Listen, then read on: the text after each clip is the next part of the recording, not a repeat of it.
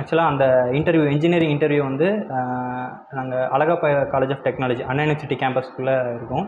அங்கே போய் அட்டன் பண்ணிட்டு வந்தேன். ஸோ அதில் பார்த்தீங்கன்னா சர்டிஃபிகேட் வெரிஃபிகேஷன் ஃபஸ்ட்டு நடந்துச்சு. தென் நெக்ஸ்ட் வந்து பார்த்தீங்கன்னா பர்சனல் இன்டர்வியூ நடந்துச்சு. இன்டர்வியூஸ்க்கெலாம் பார்த்தீங்கன்னா எப்படி ஹேண்டில் பண்ணணும், எப்படி பேசணும் அப்படிங்கிறதுக்கான ஒரு டெக்னிக்ஸ் வந்து வெங்கடேசன் சார் வந்து எனக்கு டீச் பண்ணார். ஒரு 3-4 செஷன்ஸ் வந்து தனியாகவே இதுக்குன்னு ப்ரிப்பேர் பண்ணி வச்சார். அது வந்து பார்த்திங்கன்னா எனக்கு ஒரு பயத்தையும் எதையுமே கொடுக்காம எனக்கு இன்டர்வியூவில் போய் அது ரொம்ப யூஸ்ஃபுல்லாக இருந்துச்சு.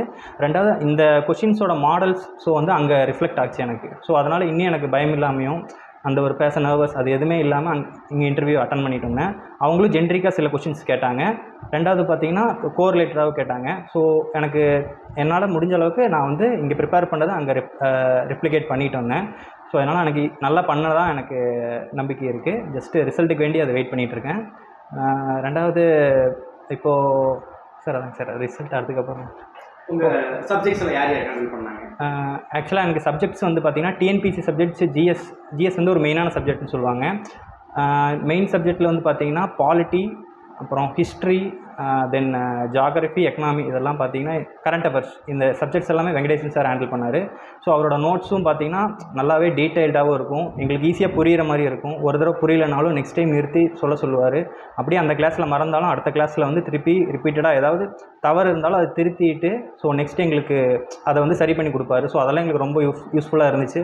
ஏன்னா நாங்கள் வந்து ஒன்லி சமச்சீர் புக்ஸ் மட்டும் தான் எங்களால் கான்சன்ட்ரேட் பண்ண முடிஞ்சிச்சு. ஏன்னா அதுக்கு மேலே எங்களுக்கு சோர்ஸ் வந்து அந்தளவுக்கு நிறைய சோர்ஸ் எல்லாம் எடுக்கிற மாதிரி இருக்கும். ஸோ அது தேடும் எங்களுக்கு கரெக்டான டைம் அப்படிங்கிறது இருக்காது. ஸோ இவர் வந்து எல்லா புக்கையும் ஒரு கம்பைன் பண்ணி ஸோ அதுக்கான இதெல்லாம் ரிசர்ச் பண்ணி எடுத்து ஸோ எங்களுக்கு கொடுத்தது எங்களுக்கு ரொம்ப யூஸ்ஃபுல்லாக இருந்துச்சு. ஃபர்ஸ்ட் ஆஃப் ஆல் அந்த நோட்ஸ் எல்லாம் ஃபஸ்ட்டு சரியாக வைக்காம தான் இருந்தேன்.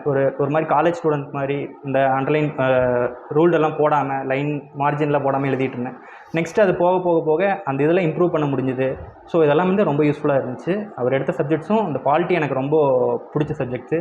பாலிட்டினா என்னென்னே தெரியாமல் இருந்துச்சு. ஜஸ்ட்டு இப்போ வந்து பார்த்திங்கன்னா பாலிட்டியில் ஒரு பேசிக் ஐடியாவும் ஒரு நல்ல ஒரு கான்செப்டாகவும் தெரிஞ்சதுன்னா கண்டிப்பாக அது வெங்கடேசன் சாரால் மட்டும்தான் அது சாத்தியமாச்சு. ரெண்டாவது வந்து பார்த்திங்கன்னா அதுக்கப்புறம் எங்களுக்கு ஐஎன்எம் அண்ட் யூனிட் 9 எடுத்த ஸ்டாஃப் பார்த்திங்கன்னா Jagadish sir.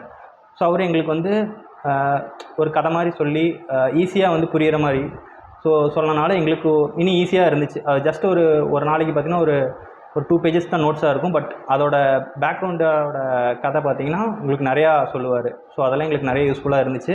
Exam point of வியூவில் நிறைய யூஸ் ஆச்சு. நெக்ஸ்ட்டு வந்து பார்த்திங்கன்னா maths and Tamil Praveen Raja sir எடுத்தார் எங்களுக்கு. ஸோ எங்களுக்கு ஒன் டேக்கு வந்து ஒரு டாபிக் அப்படிங்கிற மாதிரி போகும். மேக்ஸிமம் ஒன் டேயில் ஒரு topic முடிச்சிருவார்.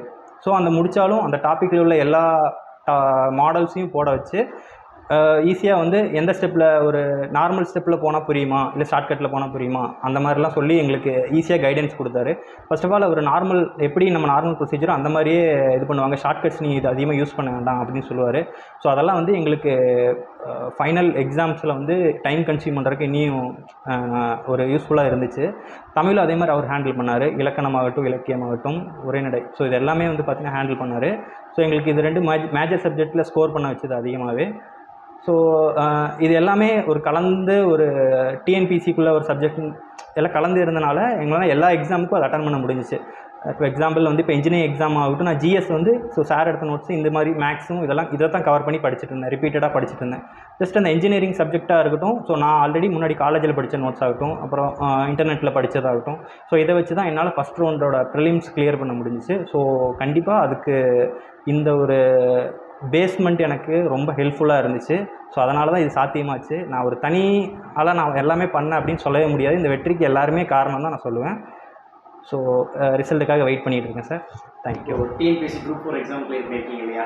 S sir. TNPSC group 4 CV list வந்திருக்கு சார் எனக்கு பேரில். இப்போது ரேங்க் லிஸ்ட்டு உங்களுக்கு வந்து நல்ல ரேங்கே வந்திருக்கு. Yes sir. தமிழ் படியும் சரி ஜென்ரல் படியும் சரி. Yes sir. 170 கொஸ்டின்ஸ் அடிச்சிருக்கீங்க. Yes sir. ஸோ வாழ்த்துக்கள். அது ஒரு நல்ல போஸ்டிங் உங்களுக்கு கிடைக்கிறதுக்காக வாழ்த்துக்கள். கண்டிப்பாக பண்ணிட்டீங்க. உங்களுக்கு ஒரு நல்ல போஸ்ட் கிடைக்கிறதுக்கான வாழ்த்துக்கள். கண்டிப்பாக sir. Thank you sir. Thank you sir.